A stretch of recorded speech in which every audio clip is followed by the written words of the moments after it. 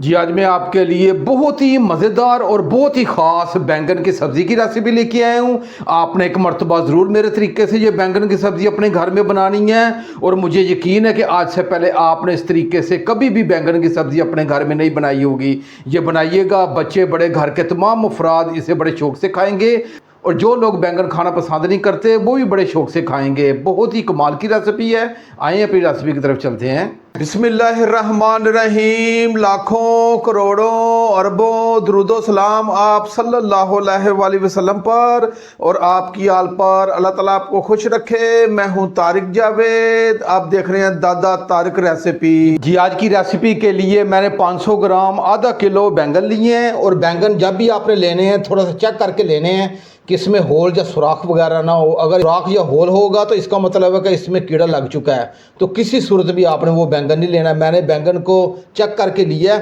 और इसे 1 से 2 पानी अच्छे तरीके से धो लिया। सबसे पहले जो इसका ऊपर वाला डंडल है ये हटा देंगे। ऊपर वाला डंडल हटाने के बाद इसे मैं दरमियान से काट लूँगा। दरमियान से काटने के बाद जो आधा बैंगन है इसके मैं 4 हिस्सों में कटिंग कर लूँगा। जी मैंने तमाम बैंगन को चकोर साइज़ में काट लिया है और काट के मैंने एक अलग बॉल में निकाल लिया है। इसी तरीके से आपने चकोर साइज़ में बैंगन की कटिंग करनी है। जी मैंने एक बाउल ले लिया है और उसमें मैंने 3 अंडे डाल दिए हैं। अब इसमें 1/4 टीस्पून ये मैं नमक है ये डाल दूंगा और ये सिर्फ 2 चुटकी ये हल्दी है ये डाल दूंगा और दोनों चीज़ों को मैं अच्छे तरीके से मिक्स करूंगा। आज आपने मेरे तरीके से ये बैंगन की सब्ज़ी बनानी है और मुझे यकीन है कि आज से पहले आपने कभी भी इस तरीके से बैंगन की सब्ज़ी नहीं बनाई होगी। अंडों को मैंने अच्छे तरीके से फेंटना है, अच्छे तरीके से आपने अंडों को फेंट लेना है। जी मैंने अंडों को अच्छे तरीके से फेंट लिया है। अब इसे मैं एक तरफ करूँगा। जी चूल्हे की फ्लेम को मैंने ऑन कर ली है, ऊपर कढ़ाई रख ली है। अब इसमें हाफ कप में ऑयल डाल दूंगा। ऑयल डालने के बाद 1 टीस्पून ये ज़ीरा ये डाल दूंगा और ज़ीरे को सिर्फ 15 से 20 सेकंड के लिए फ्राई करूँगा। जी मैंने ज़ीरे को 15 से 20 सेकंड के लिए फ्राई कर ली है। अब मैंने 2 अदद ये मीडियम साइज़ का ये प्याज लिए हैं, इन्हें बारीक काट लिए ये डाल दूँगा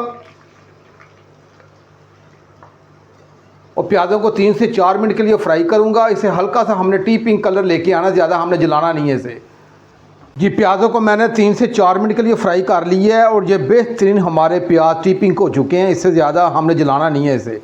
अब ये 2 टेबलस्पून अदरक लहसुन का पेस्ट है ये डाल दूँगा और अदरक लहसुन के पेस्ट को अच्छे तरीके से मिक्स करूँगा और इसे 1.5 से 2 मिनट के लिए फ्राई करूँगा ताकि अदरक लहसुन का जो कच्चापन है ये ख़त्म हो जाए।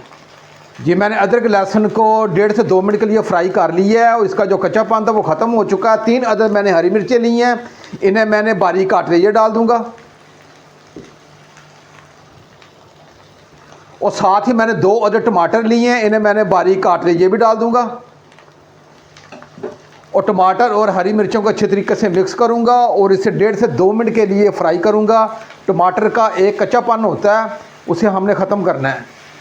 जी मैंने हरी मिर्च और टमाटर को तकरीबन 1.5 से 2 मिनट के लिए फ्राई कर लिया है। 1 टीस्पून इसमें लाल मिर्च जाएगी और 1 टीस्पून ये मैंने खुशक धनिया लिया है और हाफ टीस्पून से थोड़ा सा कम मैंने नमक लिया है। नमक आप अपने जायके के हिसाब से कम ज़्यादा कर सकते हैं और ये हाफ टीस्पून से थोड़ा सा कम मैंने हल्दी ली है ये डाल दूँगा और ये तमाम मसाले डाल के अच्छी तरीके से मिक्स करूँगा।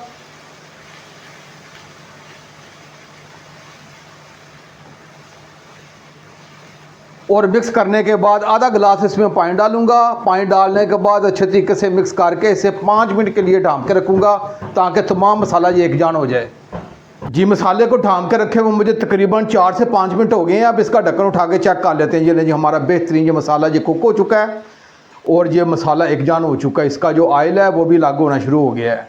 अब ये चूल्हे की फ्लेम को एक मरतबा ये थोड़ा सा मैं हाई करूँगा और हाई करने के बाद इसकी 1 से 2 मिनट अच्छे तरीके से इसकी भुनाई कर दूँगा। जी मैंने अपने मसाले की 1 से 2 मिनट के लिए अच्छी तरीके से इसकी भुनाई कर ली है। अब ये हमारे बैंगन है जिसे हमने चकोर साइज़ में काट लिया ये डाल दूंगा और बैंगन डालने के बाद इस मसाले में अच्छे तरीके से मैं मिक्स करूंगा और मिक्स करने के बाद इसकी 1 से 2 मिनट के लिए भुनाई करूंगा इस मसाले में। आपने इसी तरीके से और इसी तरतीब से आपने ये बैंगन की सब्ज़ी बनानी है और मुझे यकीन है कि आज से पहले आपने कभी भी इस तरीके से बैंगन नहीं बनाए होंगे। बहुत ही मज़ेदार बनते हैं। जी मैंने बैंगन की 1 से 2 मिनट इस मसाले में अच्छे तरीके से भुनाई कर ली है। अब ये चूल्हे की फ्लेम को थोड़ा सा हल्का कर दूंगा और हल्का करने के बाद मैंने 5 खाने के चम्मच ये दही है ये लिया ये डाल दूंगा और दही डालने के बाद इसे अच्छे तरीके से मिक्स करूँगा और मिक्स करने के बाद इसे ढाँप के 10 मिनट के लिए मैं रख दूँगा। आपने पानी किसी सूरत नहीं डालना, क्योंकि दही का अपना पानी भी होता है और जो बैंगन है सब्ज़ी है इसका भी अपना पानी होता है। ये अपने ही पानी में ये कुक होगी। अब इसे हल्की आंच पे ढाँप के 10 मिनट के लिए रखता हूँ। 10 मिनट के बाद इंशाल्लाह मिलते हैं।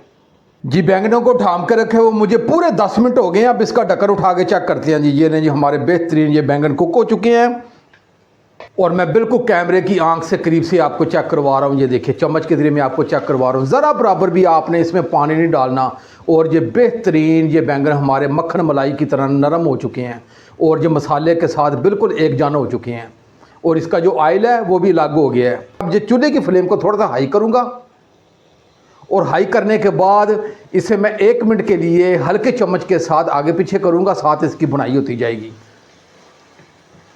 जी हल्के चम्मच के साथ मैंने 1 से 2 मिनट के लिए इसकी भुनाई कर ली है और इसका जो ऑयल है ये मुकम्मल अलग हो गया है।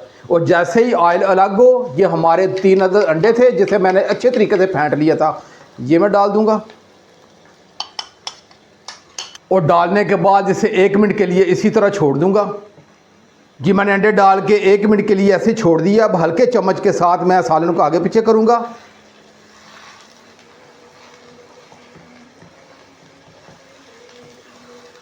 ये हमने अंडे को थोड़ा सा मोटा रखना है, ऐसे टच आएगा जैसे हमने बकरे का मगज़ डाला है।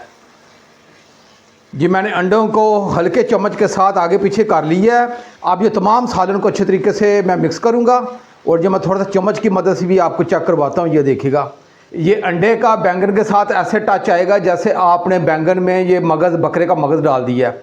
अब ये तमाम सालन को अच्छे तरीके से मैं मिक्स करूँगा। आप इसे रोटी के साथ, नान के साथ, सुबह नाश्ते में पराठे के साथ खाएं, यकीन जानिएगा मज़ा आ जाएगा। जी मैंने अंडों को 1 से 2 मिनट मज़ीद फ्राई कर लिया है। जो अंडों का कच्चापन था वो ख़त्म हो चुका है। अब इसमें हाफ़ टेबल स्पून ये कसूरी मेथी है, ये हाथ से मसल कर डालूंगा। इसका जायका बहुत ही कमाल का उभर के आएगा। और हरी मिर्ची हमने पहले भी डाली हैं, 2 हरी मिर्ची ऐसे ही डाल देंगे, इसका फ्लेवर और भी उभर के आएगा। और घर में को तेज़ मिर्चें खाने वाला भी होता है।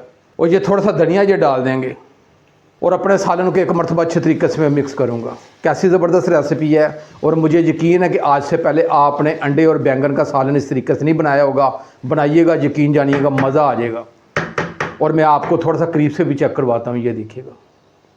अब ये चूल्हे की फ्लेम को एक मरतबा मैं ऑफ़ कर दूंगा और इसे प्लेट में डाल के आपको करीब से भी चेक करवाता हूँ। ये लें जी आज की बहुत ही मज़ेदार अंडा बैंगन की रेसिपी को मैंने प्लेट में डाल लिया और आपको बिल्कुल करीब से चेक करवा रहा हूँ। एक मरतबा आप ये ज़रूर मेरे तरीके से ये अंडा बैंगन की रेसिपी अपने घर में बनाइएगा। जो बैंगन नहीं खाते वो भी बड़े शौक़ से खाएंगे। अगर ये मेरी रेसिपी आपको अच्छी लगे तो मेरे चैनल को आप ज़रूर सब्सक्राइब कर दिया करें और साथ जो घंटी का बटन है उसे आप लाजमी प्रेस किया करें ताकि मेरी हर नई आने वाली वीडियो आप तक पहुँचती रहे। अब अपने भाई तारिक को इजाज़त दें। इंशाल्लाह मैं एक नई रेसिपी के साथ हाज़िर हूँगा। अपना बहुत ख्याल रखिएगा। अल्लाह हाफिज़।